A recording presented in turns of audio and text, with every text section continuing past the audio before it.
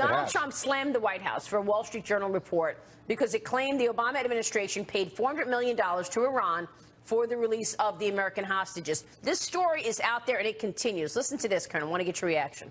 Sure.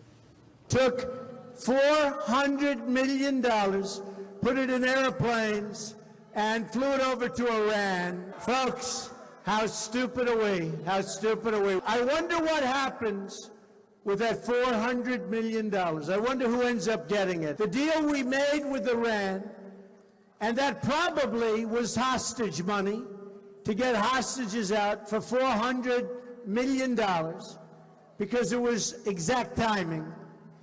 Our leaders are incompetent.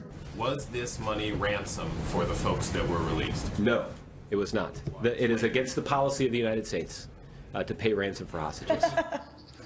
Yeah, we're laughing over here because what else could it be? I mean, the Journal is reporting, Colonel, that the Department of Justice actually raised concerns about the timing of this payment, but those concerns were overruled by the State Department. I mean, you look at the facts. The money was transferred on the same day that the hostages were released, number one. Number two, the money was all in, cash, not in dollars, but in euros, Swiss francs, in an unmarked jet.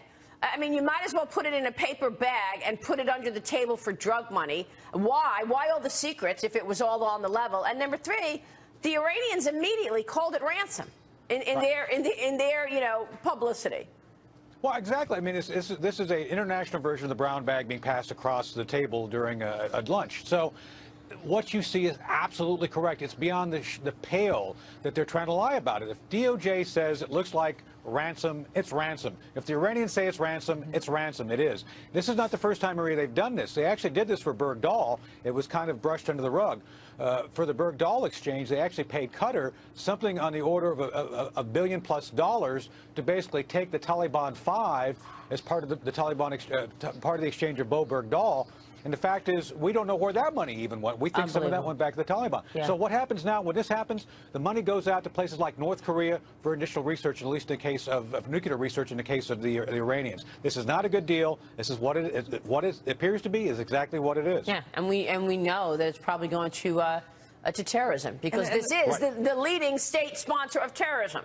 Iran. And the White House's defense was just no. That's against the law. Sure. We don't do that. We talk about Hillary's You emails. just did. Yeah. I mean, emails are one thing, but this is endangering the lives of Americans everywhere. I mean, this to me is the worst, the lowest of the Three more Iranian Americans arrested since this payment was made. That's why we don't pay ransom. $2 billion in New York banks that Iran wants back. Mark my words, you're going to see another payment, another ransom deal to release those three people before the inauguration in January, or at least that's what Iran's going to demand. Well, this is all part of the $1.7 billion that we're giving them. There's an additional $2 billion that's in New York banks that Iran wants, that the courts here have said, no, that money goes to the victims of your state-sponsored terrorism, but they're going to demand that back, too. Unbelievable. Lieutenant, good to see you. Thanks so much, Colonel. Thank you, ma'am. Lieutenant Colonel Schaefer joining us there.